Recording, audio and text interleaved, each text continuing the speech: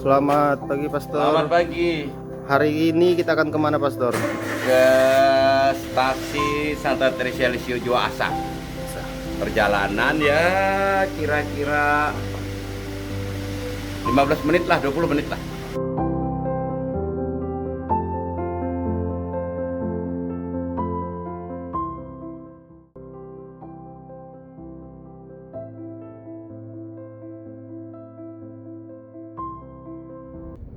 Secara manusia, tapi Jua ini termasuk stasi yang paling sering dikunjungi para pastor karena kebetulan juga stasinya termasuk besar dan juga tidak jauh dari paroki. Ya, dan dulu sih gereja itu namanya Gereja Sion, Gereja Katolik Sion, tapi saya kan enggak suka nama-nama begitu. Lalu saya ubah menjadi Gereja Santa Teresa Lisio. Dulu betul-betul Gereja Sion, kalau orang luar pikir itu gereja, bukan gereja Katolik. Sejarahnya sih kurang paham saya awalnya, tapi nanti bisa ditanyakan ke para pengurus di sana yang tua-tua, kan kalian bisa wawancara.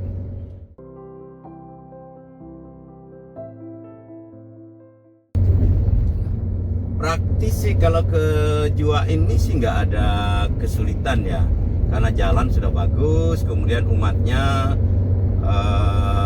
banyak dan lebih tertata lah. Pokoknya daerah Asa ini, Jua Asa, Bebas Asa ini jauh lebih ringan dalam pelayanan dan umatnya sudah jadi. Jadi praktis, tak ada kesulitan. Kesulitannya bahwa masih banyak umat kita yang rupanya ada yang bermasalah, apa keluarga lah atau apa. Itu aja sih kesulitannya. Kalau yang lainnya sih aman-aman ya.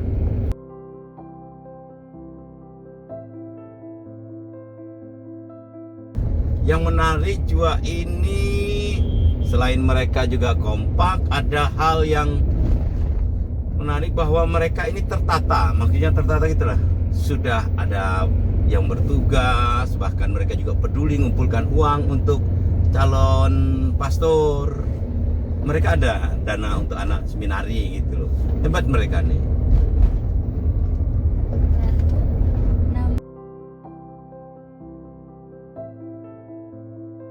Ibu Linda, ya, Bu Linda, dia sudah dilantik ke mereka tanggal 29 semuanya, dan sekarang sudah mulai bertugas mereka semua. Dan hari ini kan ada komuni, ada penerimaan, ada baptisan.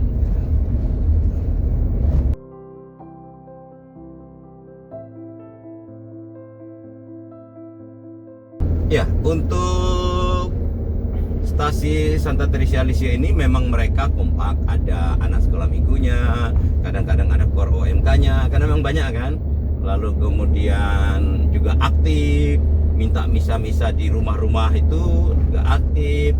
Kemudian kalau ada kegiatan di paroki mereka juga aktif. Memang ini termasuk sungguh jadi stasi andalan lah yang berdekat dengan sini, karena kebetulan orangnya banyak dan juga transportasi itu tidak jauh dan lebih lancar lah.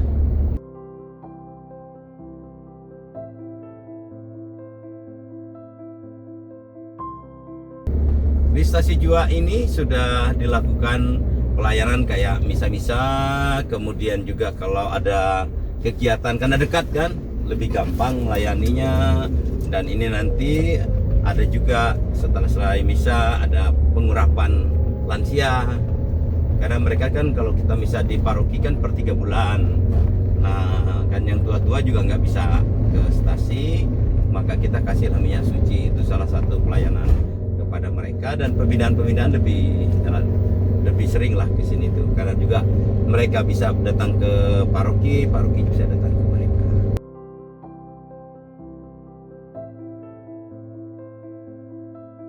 Kadang-kadang mereka menawarkan diri.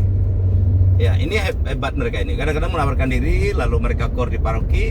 Bahkan nanti kalau peresmian gereja Temula, mereka akan yang kor untuk pemberkatan gereja stasi Temula, Maria La Salette. Jadi memang mereka ini cukup baiklah ya untuk kegiatan-kegiatan liturgi seperti itu. Jadi kadang-kadang mereka datang ke paroki juga, dan banyak ini mereka anak mudanya. Jadi kadang-kadang kalau kita minta untuk Mazmur itu ada pemain musik juga mereka tuh yang masih muda juga. Semoga hari ini dia tidak masuk kerja. Lengkap dan pengurusnya cukup lengkap, bahkan hampir sama dengan pengurus paroki seksi-seksinya.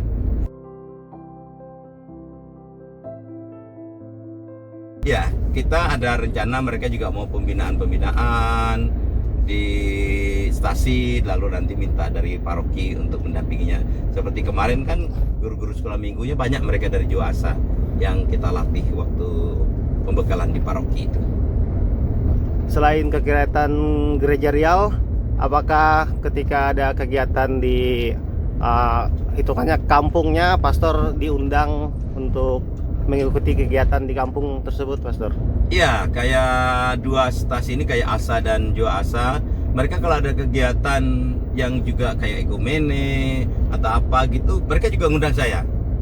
Dan cukup dikenal saya di sini karena sering ngisi-ngisi begitu dan juga diundang oleh mereka. Dan saya senang juga mereka karena mereka kompak dan juga di masyarakat sangat aktif gitu loh. Dan juga orang Katolik lumayan sih di Juasa nih, banyaknya dibandingkan gereja lain karena beberapa gereja.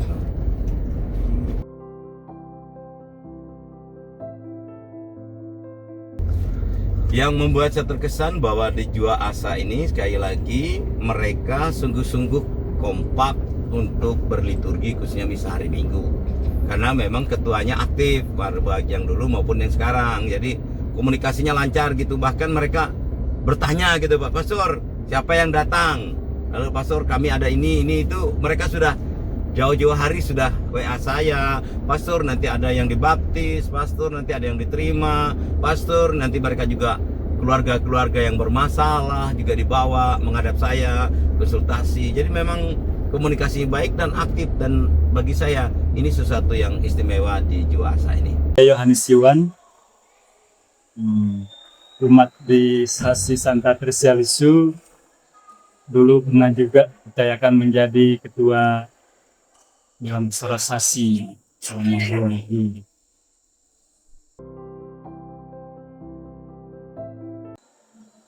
Untuk sejarah stasi ini tidak ada tanggal yang pasti sebenarnya. Kalau untuk kemungkinan misi masuk ke stasi itu sebenarnya di tahun sebelum tahun 40-an. Karena baptisan pertama umat di sini itu tahun 1940. Seorang umat bernama Petrus Ago yang dibaptis umur 4 tahun itu dalam keadaan bahaya mati. Itu yang pertama, data baptisan di Kemang. Kampung Kemang. Jadi ini dulu namanya Kampung Kemang, bukan Juasa, Kemang. Jadi terdata itu baptis di Kemang. Lalu untuk jadi kemungkinan sebelum tahun 1940 itu sudah ada pastor datang di sini. Kemudian tahun 1958 itu yang lebih pasti. Karena ada pastor yang tinggal di Kampung Kemang. Itu namanya Pastor Yohanes Peter. Tinggal di sini, tapi tidak bertahan lama, hanya 2 minggu. Itu menjadi pastor keliling di daerah-daerah sini, sekolah darat, melak, lalu tinggal menetap di Kampung Kemang. Itu juga mengajar agama dan mengajar masyarakat bertani. Karena Pastor Yohanes Peter itu lulusan sekolah tinggi di Denpet, Belanda, lalu ditugaskan di Barong pada 3 kelompok, tapi kerjasama dengan Dinas Pertanian tidak berjalan baik, lalu ditugaskan di keliling di sini. Tapi karena beliau sakit, maka hanya sempat 2 minggu tinggal di sini. Nah, untuk resminya stasi ini berdiri itu tidak diambil dari peristiwa-peristiwa itu, baik yang baptisan pertama Petrus Ago tahun 1940 maupun Pastor Peter tinggal di sini selama 2 minggu tahun 1958. tapi diambil tahun 1980. Itu dengan peristiwa didirikannya gereja lama, yang gereja kayu di depan itu. Gereja lama itu berdiri tahun 1980. Maka sejak itulah berdiri stasi Sion Juasa. Jadi Pastor Glenn memberi nama stasi Sion Juasa. Itu yang tercatat. Jadi ada dokumennya itu, nama gereja Sion Kampung Juasa berdiri 1980. Sehingga kalau kita hitung dari situ berapa ya? 45 tahun ya sasi ini kan. Sebenarnya dua alternatif itu yang kita pikir, waktu Pastor Peter tinggal di sini itu bisa juga diambil sebenarnya untuk sasi. Tapi secara dokumen kan tidak kita temui, dan belumlah Kampung Kemang itu menjadi sasi, belum dinaikkan statusnya kan. Jadi kita mengambillah tahun 1980 yang memang ada dokumennya. Nah itu jadi namanya itu Sasi Sion Juasa. Nah sekarang menjadi Santa Tersia Lisieux. Itu karena pastor kita sekarang, Pastor Petrus Brilion, mengatakan baiklah kalau semua sasi itu mempunyai nama pelindung yang ciri khas Katolik. Maka bersama beliau juga itu beberapa umat juga kami berbincangkan. Beliau menanyakan nama apa, pelindung apa. Lalu kami terdesak juga dan muncullah kata Santa Tersia Lisieux. Dan secara kebetulan, tapi kita yakin juga itu dari Tuhan kan. Ya, ternyata juga Santa Tersia Lisieux itu pelindung misi juga bersama Santo Franciscus Xaverius, jadi pas saja. Peristiwa itu pada tanggal 1 Desember 2023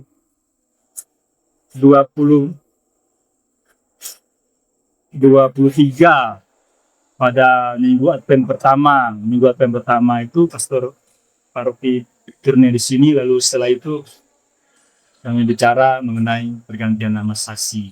Jadi itu sekilas, tidak ada sebenarnya yang terlalu pastilah untuk sejarah ini kita ambil. Ya kita mengambil yang tahun 1180 itu dengan dokumen yang sedikit ada tertulis di sejarah paroki,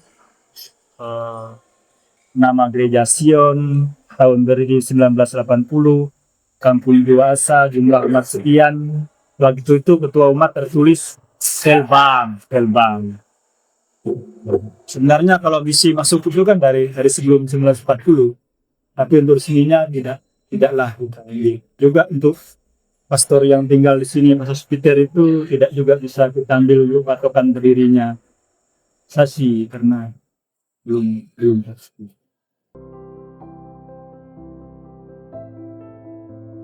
Untuk turne pastor sebulan sekali Pastor Glenn karena beliau sendirian. Dan untuk Dewan Sasi sendiri belum terbentuk.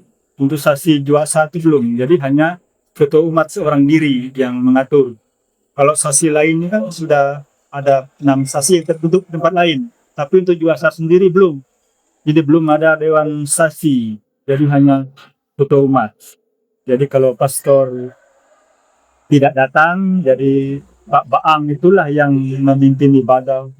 Jadi beliau sendirilah, seorang diri mengurus semuanya. Kalau dari segi pelayanan tidak ada kendala, karena Pak Baang itu almarhum memang seorang mantan seminari juga yang bisa memimpin sebagainya. Hanya kendala itu di dana, karena waktu itu belum diperlakukan kolekte seperti kita, diedarkan kantong belum. Jadi kalau sasi memerlukan dana itu memang tidak ada dana. Kalau keaktifan umat, pembinaan, pembaptisan sebagainya itu lancar saja. Hanya dan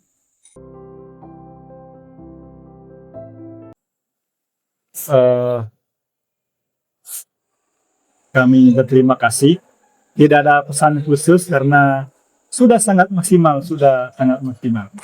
Jadi kami terima kasih untuk pelayanan yang maksimal ini dan berdoa semoga beliau tetap sehat. Ya, terima kasih. Saya memperkenalkan diri untuk nama Adrianus. Nah, kebetulan saya terpilih sebagai ketua stasi. Sebenarnya sudah berakhir kalau sekarang, sampai kemarin bulan Juni sebelum pengurus yang baru dilantik, ya. Berarti 3 tahun sebelumnya saya terpilih 1 periode, kan. Karena kebetulan secara status tidak bisa lagi ikut di dalam pemilihan karena saya ikut di dalam partai politik. Ya, kemarin ya kita pemilihan yang baru untuk periode berikut, terpilih stasi yang baru. Terus kita perkenalan. Kalau perkembangan artinya saya sebagai ketua stasi di posisi yang memang tokoh-tokoh umat kami yang memang membangun dari awal lah, seperti yang kita dengarkan sejarah tadi kan, di tengah-tengah kesulitan baik dari segi keuangan, terus keadaan masyarakat yang memang namanya di kampung kadang adat budayanya juga masih kental, ya. Nah, ini juga cukup sulit, tetapi hal itu sudah dilakukan oleh pendahulu-pendahulu sehingga umat di stasi kita ya cukup berkembang, kan. Bahkan di kepengurusan yang baru, nah kita coba berinovasi, jangan sampai karena umat yang terdata mungkin 300-an lebih, kan. Tetapi dari segi keaktifan yang hadir baik di dalam ibadat maupun misa itu tidak seperti itu keadaannya, sehingga kami bersama seluruh pengurus Dewan Stasi sesuai dengan lingkup tugasnya berusaha untuk bisa mengunjungi umat-umat yang mungkin kami anggap tidak pernah mengikuti ibadah ataupun bisa di gereja, sehingga mereka merasa ya ada kepedulian dari stasi untuk mengajak mereka aktif lagi lah di gereja, baik melalui mengikuti ibadah maupun hal-hal lain yang bersyukur sekarang artinya banyak penerimaan baru dengan pastor paroki yang baru, ada juga pengukuhan, mungkin secara pernikahannya bermasalah dikukuh kembali sehingga bisa aktif kembali di gereja, dan mungkin ada beberapa yang memang masih menjadi PR bagi kami ke depan yang mungkin terkendala nikah, kadang pindah gereja, karena ini coba kita ya komunikasikan kembali sehingga tidak adalah dari umat Katolik dari jiwa ini yang pindah gereja. Itu tentunya menjadi harapan, bahkan sekarang terus bertumbuh dan berkembang. Kami bersyukur juga tentunya di kepemimpinan saya, tentunya semua pengurus bidang ini sangat aktif memainkan peran dan tugas mereka sehingga menjaga kegiatan di stasi bisa berjalan dengan baik dan maksimal lah, kita anggap bisa mengelola stasi secara mandiri di luar kunjungan dari pastor paroki. Nah, untuk gereja ini kebetulan saya secara tetap di Juasa ini di tahun 2013. Nah, di 2013 itu saya mengikuti proses pembangunan, cuma pembangunan gereja ini sudah jauh sebelum itu. Dan sifat pembangunannya dulu ya mengandalkan swadaya masyarakat, swadaya umat, bukan swadaya masyarakat, swadaya umat. Nah, di situ ada beberapa kotak, ya kan, nah termasuk kotak yang dikhususkan untuk pembangunan gereja, kadang dari umat juga yang membantu untuk sumbangan khusus pembangunan gereja. Nah, dari situ pada waktu itu kita tidak mengandalkan pemerintah, berusaha secara mandiri berdasarkan sumbangan umat membangun secara bertahap.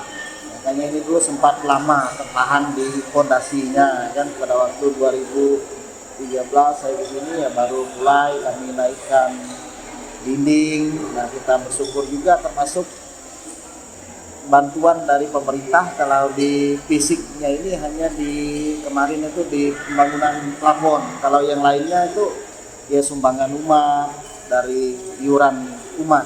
Nah, itu yang terbesarnya di situ.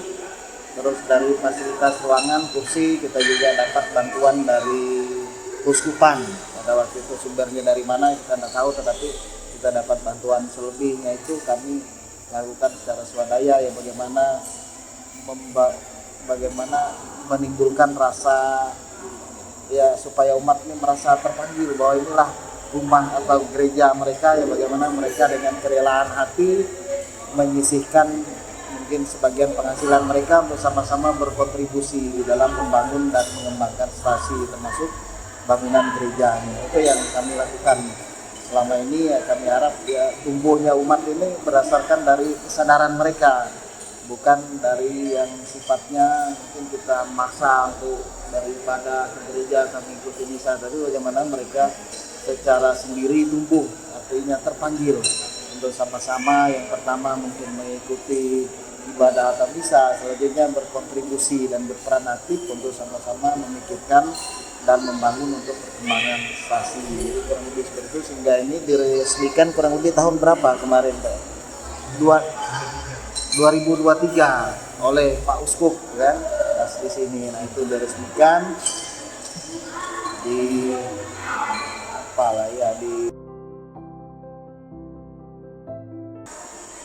momen paling berkesan saya rasa dikala rasa terharu lah gitu kan, dikala umat yang merasa ya ada kerinduan mereka untuk sama-sama berkumpul dan berkontribusi di gereja. Nah itu sebenarnya saya pun sebagai ketua stasi dikala artinya di dalam umatnya itu ada kerinduan atau keinginan untuk sama-sama berkumpul di gereja. Nah itu artinya kebahagiaan yang luar biasa. Kadang tantangan kita ibadat sabda ataupun misa sedikit umat, dan ini berarti kita anggap tidak berhasil di dalam bagaimana mengembangkan atau membangun stasi. Tetapi di kala umat itu tumbuh, berkembang, kesadaran mereka semakin tinggi untuk hidup artinya sesuai dengan tata cara artinya kita sebagai umat Katolik, termasuk hari Minggu mengikuti ibadah atau perayaan misa kan. Nah di situ kita merasa puas dan artinya merasa senang lah, kebahagiaan yang mungkin tidak terukur bagi kita pada saat kita menjabat. Karena kita menjabat sebagai ketua tentunya kita bertanggung jawab untuk istilahnya kalau pastor kan menggembalakan bagaimana membangun kesadaran, cuma ya tidak bisa dipaksakan. Intinya membangun kesadaran umat. Jadi bersyukur bersama seluruh pengurus di pengurusan stasi Santa Lisut Juasa sangat aktif dalam menjalankan tugas dan fungsinya, hingga saya lihat ya selalu berkembang dan bertumbuh. Mudah-mudahan nantinya sampai ke depan stasi kita bisa menjadi stasi yang tentunya lebih baik lagi di dalam memberikan layanan baik kepada umat maupun kepada Tuhan. Ya terkait pesan, karena mungkin Pastor Yon juga memahami lah karakter, karena beliau juga pastor paroki berasal dari suku Dayak ya kan, memahami karakter umat. Ya harapan kita ya tetap sabar dalam membina dan melayani umat, karena artinya umat di kampung-kampung ini kan macam-macam karakternya. Tapi kita bersyukur pastor paroki kita baik Pastor Yon maupun pastor pendamping sangat memahami, sehingga ya tidak pernah mendengarkan adanya keluhan di dalam pelayanan di stasi-stasi khusus di stasi kita di Juasa. Nah, memang dulu terkadang ya kan ada pastor yang memang namanya umat di kampung ini kan macam-macam, ribut sedikit apa punya nggak terima dengan keadaan yang seperti itu kan, akhirnya membuat umat ini malah kadang takut kan. Nah, harapan kita ya seperti yang sekarang ya semuanya berjalan baik, luar biasa. Pastor Yon dengan pastor Kannya sangat bagus di dalam pelayanan. Ya harapan kita mereka tetap sabar melayani umat di tingkat-tingkat stasi yang memang latar belakang umat ini ada yang tidak paham sama sekali, tahunya hanya ya hadir duduk, kadang tata cara perayaan mungkin kurang begitu memahami, ya itunya sabaran. Tapi kita bersyukur kita punya pastor-pastor yang sangat luar biasa ya. Mungkin itu tidak ada pesan sih karena sudah sangat luar biasa, cuma ya berharap tetap sabar dalam melayani ya.